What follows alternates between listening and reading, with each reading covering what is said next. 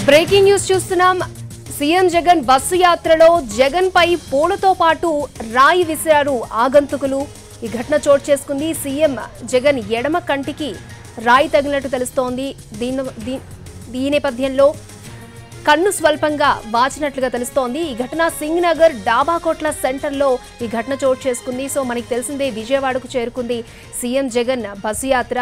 అక్కడ తండోపతండాలుగా జనం కూడా పాల్గొన్నారు. ఒక పక్క పూల వర్షం కురిసింది. అయితే ఆ పూలతో పాటు కొంతమంది గుర్తు తెలియని వ్యక్తులు సీఎం జగన్ పైకి రాళ్లు విసిరినట్టుగా తెలుస్తోంది. ఆ రాయి సీఎం జగన్ కంటికి, అంటే ఎడమ కంటికి తగిలింది. దీంతో స్వల్పంగా ఎడమ కన్ను వాచినట్లుగా మనకి సమాచారం అందుతోంది.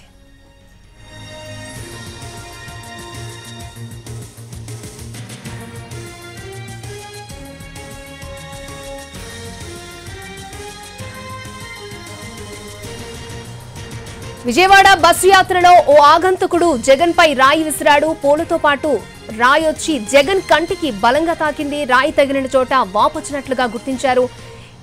సింగ్ నగర్ డాబాకోట్ల సెంటర్లో ఈ ఘటన చోటు చేసుకుంది. దీనిపై పోలీసులు విచారణ చేపట్టారు. రాయి విసిరిన వ్యక్తిని గుర్తించే పనిలో పడ్డారు.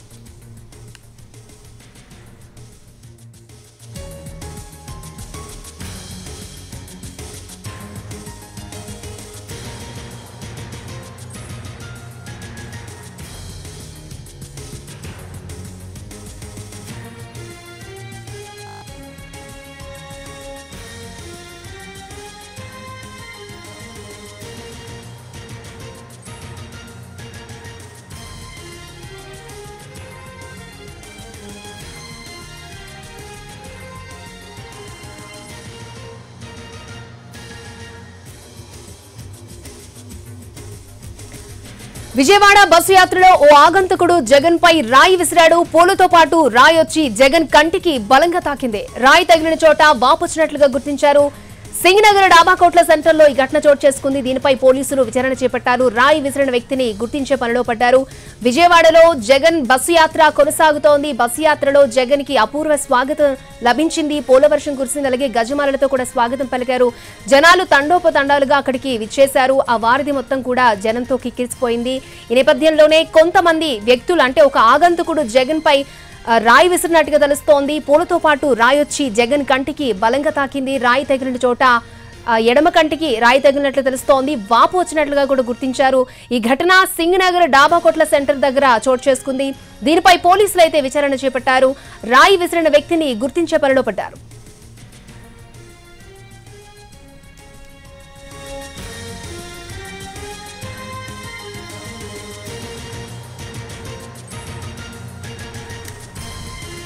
విజయవాడ బస్సు యాత్రలో ఓ ఆగంతుకుడు జగన్ పై రాయి విసిరాడు. పూలతో పాటు రాయి వచ్చి జగన్ కంటికి బలంగా తాకింది. రైట్, ఇదే అంశానికి సంబంధించి మరిన్ని అప్డేట్స్ మా ప్రతినిధి శ్రీకాంత్ మనకు అందిస్తారు. శ్రీకాంత్,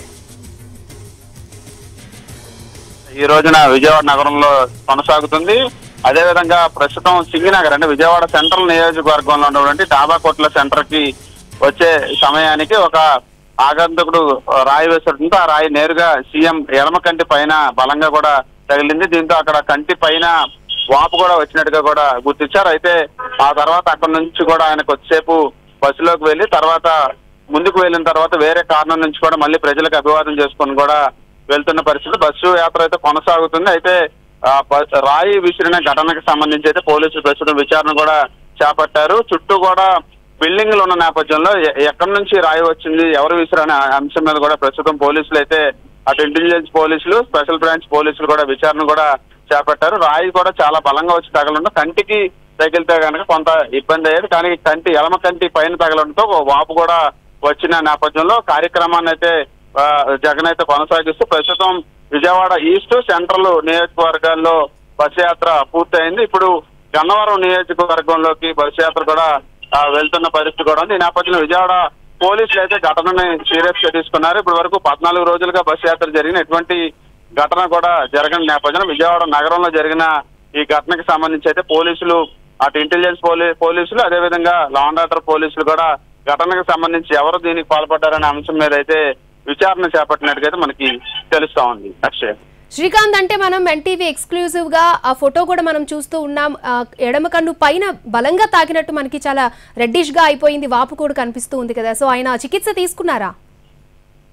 ప్రస్తుతానికైతే అది బలంగా తగిలినప్పటికీ కూడా ఆ కొంత వాపు వచ్చింది నేపథ్యంలో కొంతవరకు కూడా ప్రాథమిక చికిత్స చేసిన తర్వాత ఆయన పైకి వచ్చినట్టుగా తెలుస్తోంది.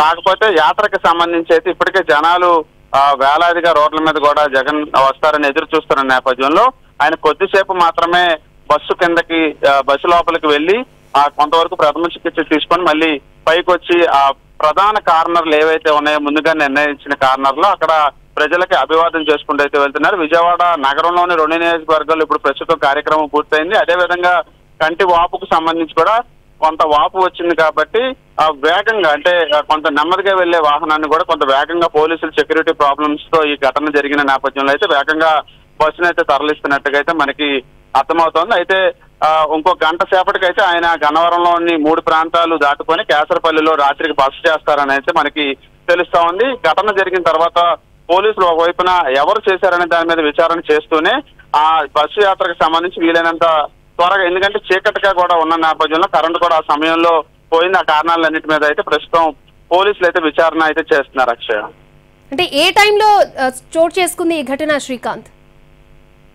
ఖచ్చితంగా 8:30 నుంచి 9 గంటల సమయం మధ్యలోనే జగన్ వెళ్తున్న ఈ బస్సు మీద రాయి పడినట్టుగైతే స్పష్టంగా మనకి తెలుస్తా ఉంది. జరిగిన వెంటనే కూడా అది ఆ పూలు తగిలాయా లేకపోతే రాయా అనేది కొంత తెలియని పరిస్థితి. ఎందుకంటే దగ్గర ఉన్న అభిమానులు కానీ వీళ్ళందరూ కానీ పూల వర్షం కురిపించడం అనేది ఎప్పుడు ఈ బస్సు యాత్రలో భాగంగా గత కొన్ని రోజులుగా జరుగుతున్నప్పటికీ కూడా ఈ కొన్నిసార్లు ఆ పూలు కూడా వేగంగా కూడా కళ్ళకు కూడా తగిలే పరిస్థితి కూడా ఉంటుంది. దాన్ని సెక్యూరిటీ కూడా ఆపే ప్రయత్నం చేస్తూ ఉంటారు. ఈ నేపథ్యంలోనే పూలు తగిలినాయా లేకపోతే రాయ అనేది కొంత ఒక 2 నిమిషాలు అర్థం కాని పరిస్థితి. కానీ ఆ తర్వాత వెంటనే చూడగానే కన్ను కూడా వాయటం కమిలిపోవడంతో ఆ మొత్తం ఖచ్చితంగా అది రాయి అనేది కూడా వెంటనే గుర్తించారు. ఈ నేపథ్యంలోనే 8:30 నుంచి 9 గంటల సమయం మధ్యలో ఘటన జరిగింది. పోలీసులు కూడా వెంటనే భద్రతా సిబ్బంది కూడా అలర్ట్ అయ్యారు. పక్కనే ఉన్నటువంటి ఏదైతే రూట్ మ్యాప్ ఉందో ఆ రూట్ మ్యాప్ కు సంబంధించిన అన్ని చోట్ల కూడా ప్రస్తుతం ఎవరు ఆ సమయాల్లో బయటకు వెళ్లారు ఇవన్నీ కూడా సీసీటీవీ కెమెరాల ద్వారా కూడా ప్రస్తుతం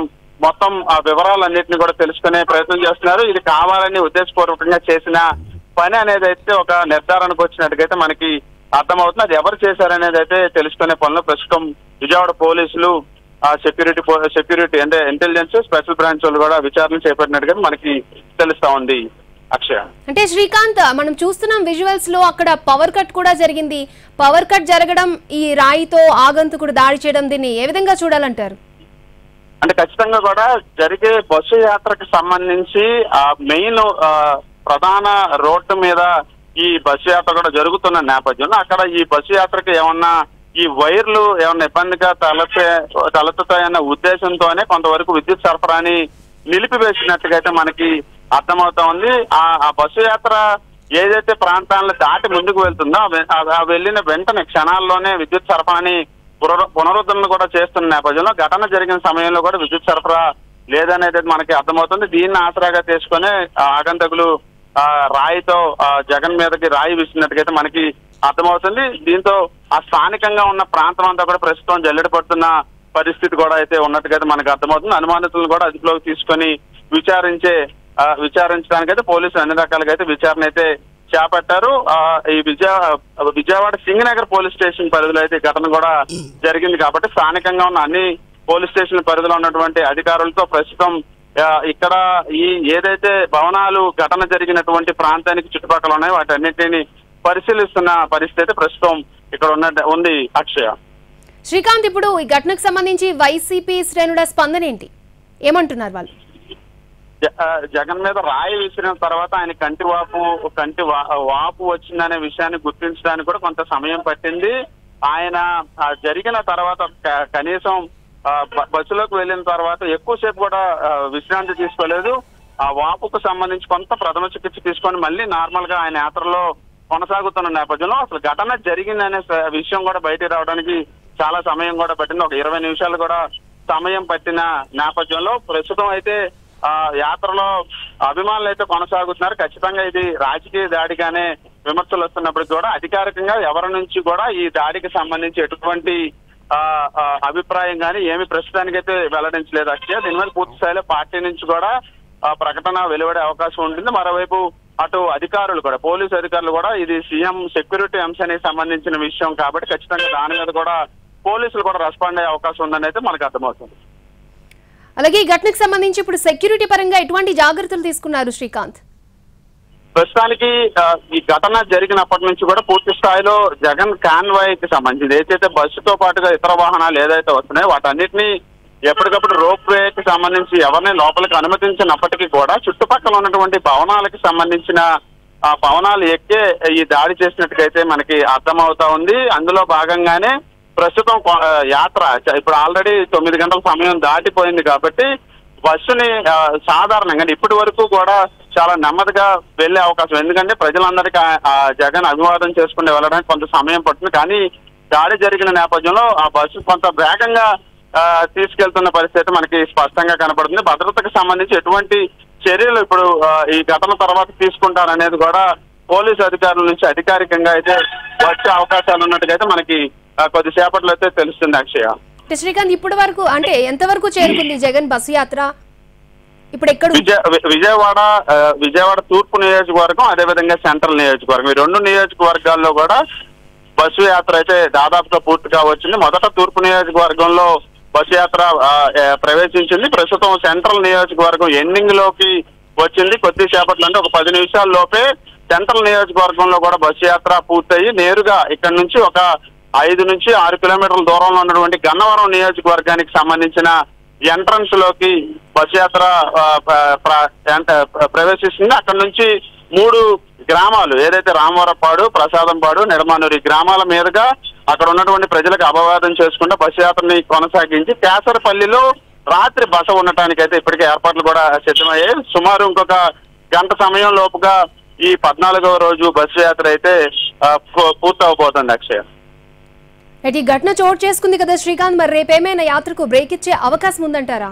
అంటే ఖచ్చితంగా గాయం అయితే కొంచెం ఫోర్స్ గా రాయి తగలడం వల్ల కన్ను కమిలిపోయినట్టుగా స్పష్టంగా కూడా మనకి ఫోటోలో కూడా తెలుస్తా ఉంది. ప్రస్తుతానికి ఆయన యాత్ర కంటిన్యూషన్ లో ఉన్నారు కాబట్టి ఈ ప్రస్తుతం ఇవాళ వరకు ఉన్న షెడ్యూల్ వరకు అయితే కంప్లీట్ చేసి మరి రేపు గుడివాడ, పెడన ఈ 2 నియోజకవర్గాల్లో కూడా గుడివాడలో బహిరంగ సభ ఉంది, పెడనలో బస్సు యాత్ర కూడా ఉంది కాబట్టి ఈ కంటికి సంబంధించిన ఎఫెక్ట్ ఏంటనేది వైద్యులు బస కేంద్రం దగ్గర ఏమన్నా చికిత్స చేసిన తర్వాత దీనికి సంబంధించి రేపు యాత్రకి కంటిన్యూషన్ ఉంటుందా లేకపోతే చిన్న గాయం అయితే ముందుకి కంటిన్యూషన్ యాత్ర చేస్తారా అనేది కూడా మనకి 9:30 గంటల సమయం తర్వాత అయితే క్లారిటీ వస్తుంది. అక్షయ, ఇప్పటి వరకు కేవలం ప్రథమ చికిత్స మాత్రమే చేశారు కాబట్టి గాయానికి ఉన్నటువంటి తీవ్రత అంశం తెలిసిన తర్వాత మాత్రమే యాత్రకు సంబంధించి కంటిన్యూషన్ ఉంటుందా లేదా అనే అంశం మీద క్లారిటీ వచ్చే అవకాశం ఉంటుంది.